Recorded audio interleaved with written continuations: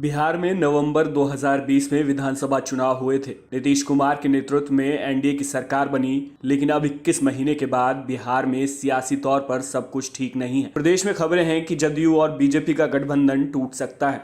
मुख्यमंत्री नीतीश कुमार ने कांग्रेस की अंतरिम अध्यक्ष सोनिया गांधी से फोन पर बातचीत की है। हालांकि रविवार रात हुई फोन पर बात की पूरी जानकारी अभी सामने नहीं आई है, लेकिन सूत्रों का कहना है कि दोनों नेताओं ने बिहार में नई सरकार के गठन पर चर्चा की है। उधर इस राजनीतिक हलचल का असर पटना में नजर आ रहा है। कांग्रेस के प्रदेश अध्यक्ष मदन मोहन झा और पार्टी विधायक दल के नेता अजीत शर्मा ने रणनीति बनाने के लिए सदाकत आश्रम में विधायकों की एक बैठक बुलाई है, जबकि जेडीयू और आरजेडी ने पहले ही अपने विधायकों को पटना पहुंचने के लिए कहा है। राजद के विधायकों की मंगलवार को सुबह 9 बजे बैठक होगी और उसी दिन सुबह 11 बजे जेडीयू के विधायकों की बैठक होगी।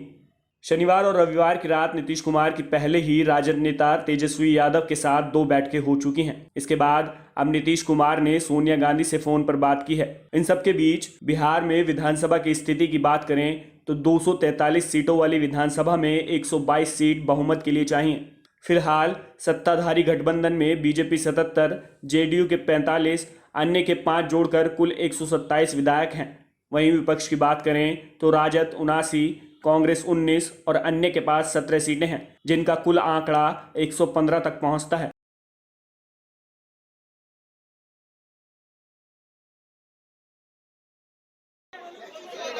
राजस्थान के सीकर जिले में हादसा हो गया।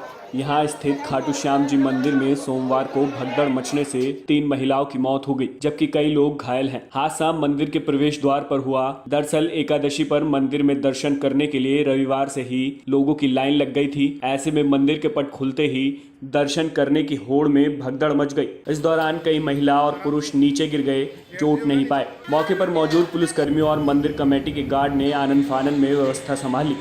करने के लिए निकले, एकदम भगदड़ मची। आदमी हमारे ऊपर चढ़ गए सारे। हम तो धक्का धुक्का दे के निकल गए। वो बुजुर्ग थी दोनों, एक की टांगे फ्रैक्चर होगी, एक की गिरी गई। मेरी भांजी को भी चोट आई है, पोते को भी आई है, बच्ची है 2, उनको भी चोट लगी है। वहीं भगदड़ में 3 महिलाओं की मौत हो गई और कई लोग जख्मी हो गए। हादसे में घायल 2 लोगों को जयपुर रेफर किया गया है। वहीं एक का खाटू श्याम जी CHC में इलाज चल रहा है। मृतक महिलाओं में एक हरियाणा के हिसार की रहने वाली है। प्रसाद चढ़ाव जा रहे जब वो आदमी का बीच में आ गई, जो वो का खूब दबाव मचो ना, पड़ गई। जब पड़ गई जब माला पड़ गया,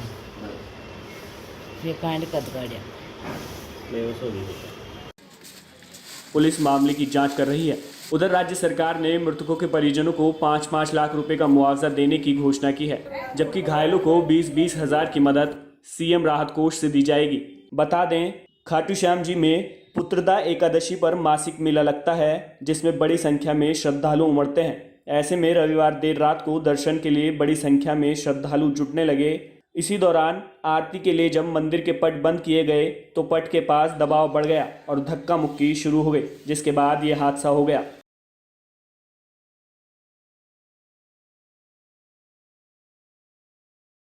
नेशनल टेस्टिंग एजेंसी ने सोमवार 8 अगस्त को जेईई मेंस के दूसरे सत्र का रिजल्ट भी घोषित कर दिया है। जेईई मेंस के दूसरे सत्र में 24 छात्रों ने 100% अंक हासिल किए हैं। इससे पहले पिछले महीने जारी किए गए जेईई मेंस के पहले सत्र में कुल 14 छात्रों ने 100% अंक हासिल किए थे। जेईई मेंस के पहले और दूसरे सत्र में कुल मिलाकर 9 लाख से अधिक छात्र शामिल हुए थे।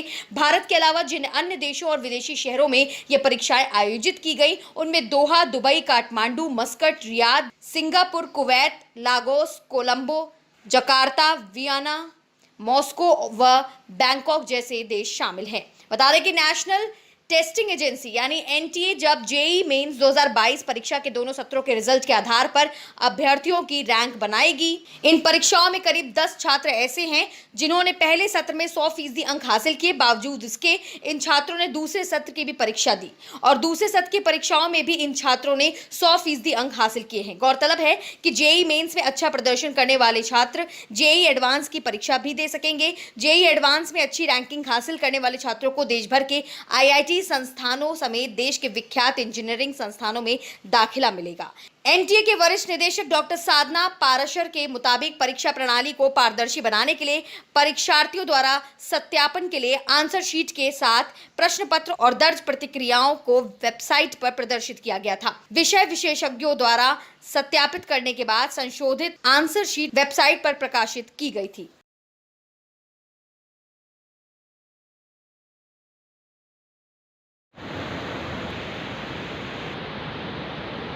हिमाचल प्रदेश के जिला चंबा में भारी बारिश ने तबाही मचा दी है। उपमंडल सलूणी की कंधवरा पंचायत और पिछला डियूर के गुलेल गांव में बादल फटने से भारी नुकसान हुआ है। भडोक गांव में एक मकान भूस्खलन की चपेट में आ गया। कंधवारा में सड़क समेत पुल भी बह गया। इसके अलावा घराट भी चपेट में आ गए। लोगों के खेतों में पानी और मलबा भर गया है। डियूर के गुलेल गांव में लोगों के घरों में पानी और मलबा घुस गया। इसके अलावा सलूणी के चकोली में नाले में आई बाढ़ से नुकसान हुआ है। हालांकि किसी के हताहत होने की खबर नहीं है। इसके साथ ही घरों और बाजारों में भी पानी भर गया है। बादल फटने के कारण ग्राम पंचायत कंधवारा के सैणी और सरई, किहार पंचायत के किहार और चकोली तथा पिछला डियूर के गुलेल गांव में अधिक नुकसान होने की खबर है। बादल फटने और भारी बारिश के बाद स्थानीय लोग बुरी तरह से सहम गए हैं। उपमंडल सलूणी में कितना नुकसान हुआ है, इसका सही पता प्रशासन की ओर से रिपोर्ट तैयार करने के बाद लगेगा। वहीं भारी बारिश के चलते कई सड़क मार्ग बाधित हो गए हैं, जिससे वाहनों की आवाजाही ठप हो गई है। इसके अलावा प्रशासन ने बचाव और राहत कार्य शुरू कर दिया है। सभी पंचायतों से नुकसान की रिपोर्ट मांगी गई है। लोगों को सुरक्षित रहने को कहा गया है।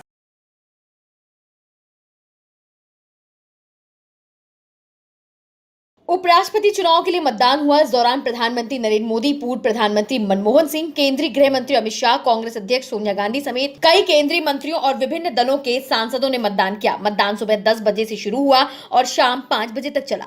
दरअसल प्रधानमंत्री मोदी सबसे पहले वोट डालने वाले सांसदों में शामिल थे। उन्होंने मतदान से जुड़ी एक तस्वीर साझा करते हुए ट्वीट किया। 2022 के उपराष्ट्रपति चुनाव में मतदान किया। गृह मंत्री अमित शाह ने मतदान के बाद अपनी तस्वीर साझा करते हुए ट्वीट किया। आज संसद में देश के उपराष्ट्रपति पद के चुनाव में मतदान किया।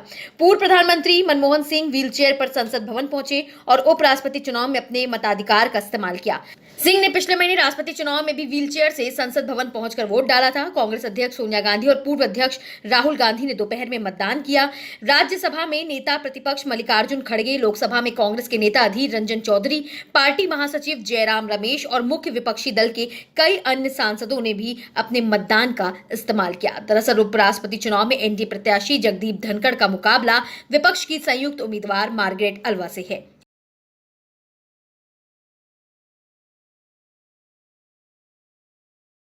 पात्रा चौल घोटाला केस में गिरफ्तार शिवसेना नेता और राज्यसभा सांसद संजय राउत को अभी हिरासत में रहना होगा। स्पेशल कोर्ट ने उन्हें न्यायिक हिरासत में भेज दिया है। अब राउत 22 अगस्त तक जेल में रहेंगे। इसके अलावा अदालत ने संजय राउत के स्वास्थ्य को देखते हुए उन्हें उन सभी दवाओं की इजाज़त दे दी है जो उन्हें ईडी की हिरासत के दौरान दी गई थी। दरअसल संजय राउत अभी तक ईडी की हिरासत में थे।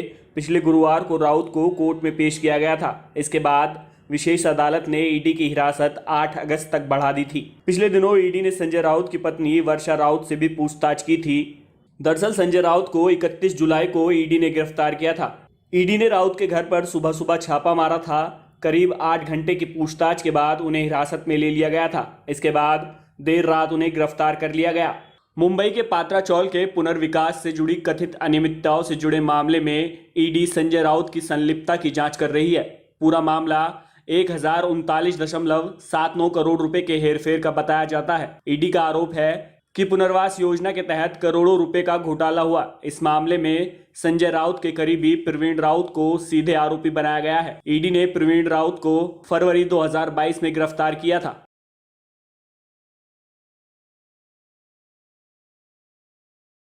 दिल्ली में शराब नीति पर केजरीवाल सरकार और एलजी वीके सक्सेना के बीच खींचतान जारी है। शनिवार को जहां एक ओर दिल्ली के उप मुख्यमंत्री मनीष सिसोदिया ने सीबीआई चीफ को चिट्ठी लिखकर निष्पक्ष जांच की मांग की है, वहीं दिल्ली के उपराज्यपाल वीके सक्सेना ने तत्कालीन आबकारी आयुक्त आरव गोपी कृष्णा और पूर्व उपायुक्त आनंद तिवारी समेत विभाग के 11 अधिकारियों को निलंबित कर दिया है। सभी को आबकारी नीति को लागू करने में चूक करने पर सस्पेंड किया गया है। उपराज्यपाल वीके सक्सेना की सिफारिश पर केंद्रीय गृह मंत्रालय ने कार्रवाई की है। वहीं उस समय तैनात रहे 3 सहायक आयुक्तों और 3 सेक्शन अधिकारियों और 3 डीलिंग हैंड कर्मचारियों को उपराज्यपाल की सिफारिश पर मुख्य सचिव नरेश कुमार ने निलंबित किया है।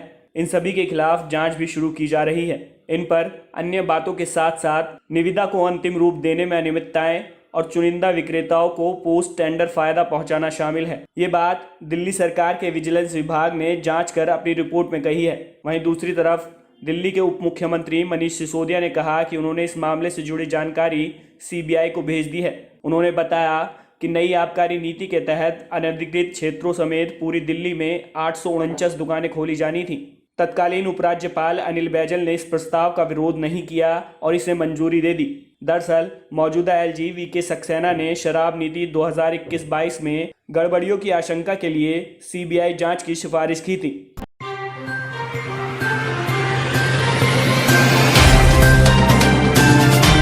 Subscribe now and press the bell icon.